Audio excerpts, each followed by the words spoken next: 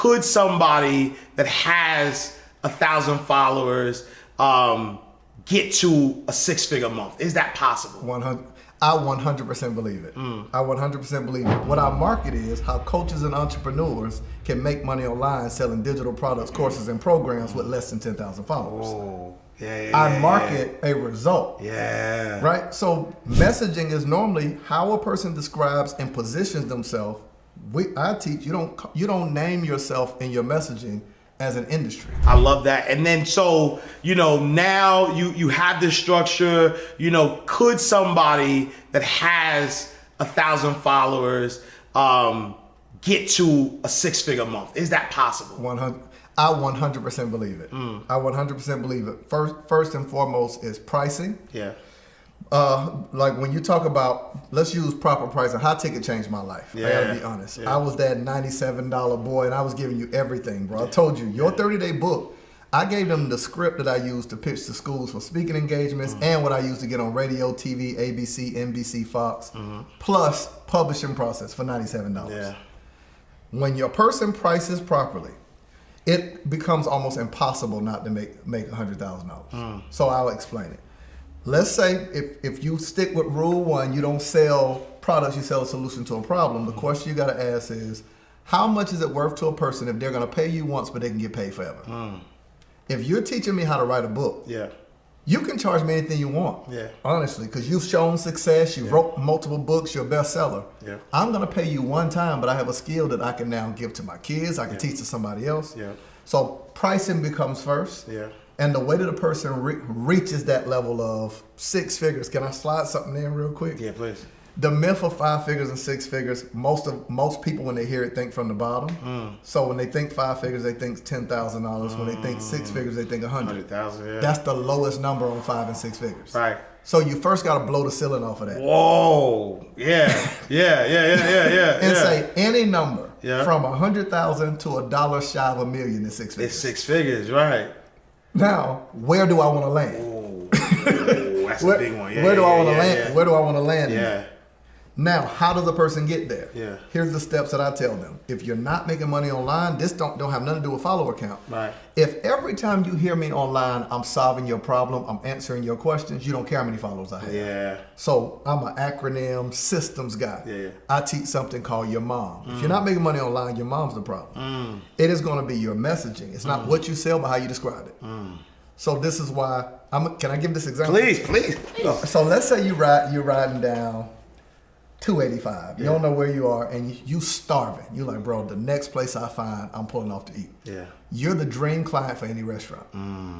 So any restaurant that's positioned in proximity to the exit, you're their dream client. So let's say you and your wife driving, and y'all say the next place we go, we're eating. To the left, you see food next exit. You're like, I don't know what they have, but let's go eat.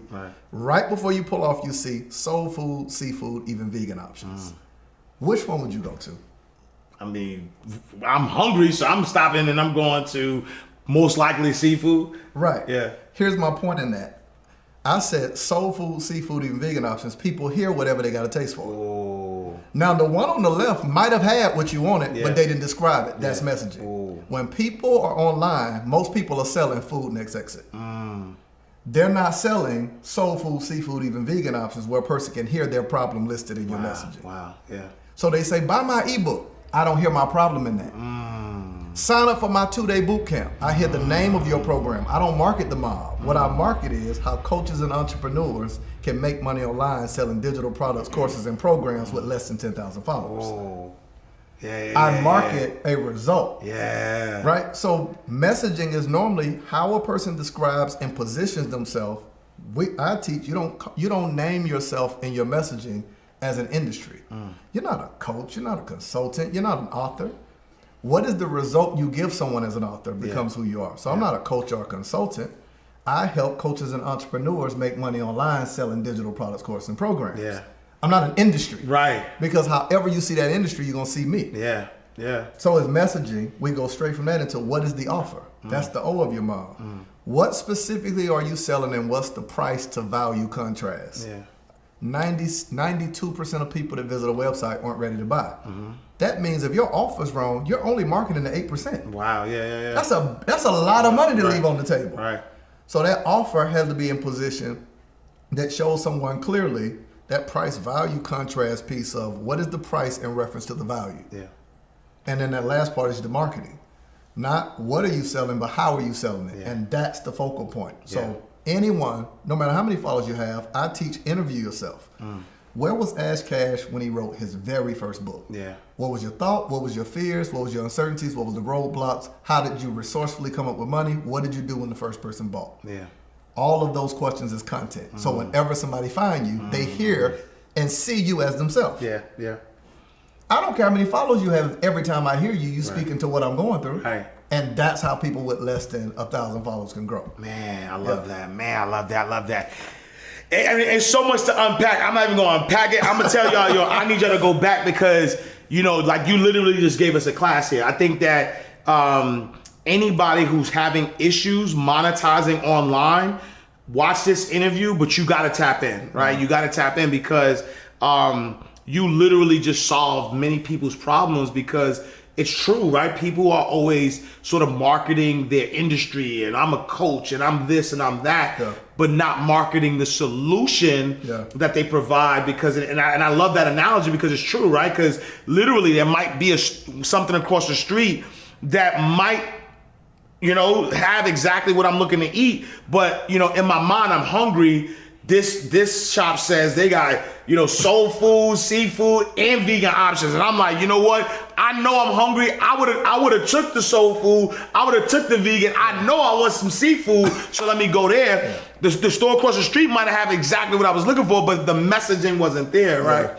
And so I love that. And so also, how much does advertising play a part, right? Because I think that one of the biggest things, and you mentioned this earlier, was the ability to have the different, revenues that you're making from the businesses sort of pay for, your client attraction and the things that are coming back in. And so, how, much does advertising, play in that process of monetizing online? It's massive, and I didn't see it correctly at first. It's 100% massive.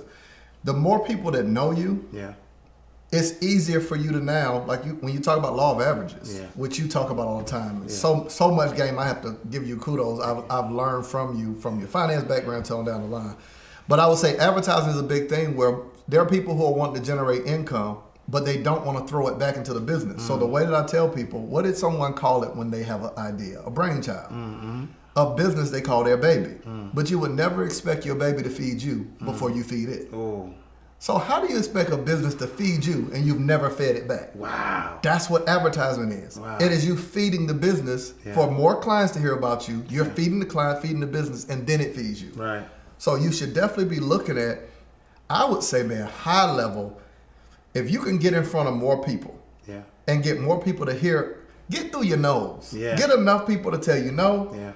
You're going to learn so much about fixing your business as you advertise. So I would say it's a big deal, whether it's influencer marketing, which we all know about, whether it's advertisement, whether it's Facebook, whether it's IG ads, whether it's YouTube ads, Google ads. I think it's super beneficial because it allows you now to hand select who you want to work with. You leave your job because you don't want to work with any and everybody. Right. As a business owner, you want to hand select your clients, position yourself where people truly see you as a solution and value you. So I would say advertising plays a major role in how you position in the industry because people buy what they feel like other people are buying. Right. If you can position yourself and truly show the benefits of what you provide for a person is massive. No, I love that. And so, email marketing, right, is something that I know you offer within your group. And even to the point where you have programs that you actually write the emails for your clients, right? When you think about the space, the social media space, what has more value? Does your email list have more value, or does your social media have more value? What would you say? I'm so excited you asked me that question. I'm sitting here like, ooh. So I do a weekly mentorship, and one of my clients just asked me that. It was like, should I be focused on my email list or social media? Here's the rhetorical question I asked. What do you need to sign up for social media? An email address. Right. You can't even sign up for social media without email. Yeah. What happens when you go to Macy's, whether you go to Saks? What's the question they ask you when you buy an item? Hey, sir, what's your email? Right. You don't make any transaction without email. Email's been around for as long as the internet. Yeah. So I tell people, you don't control the algorithm.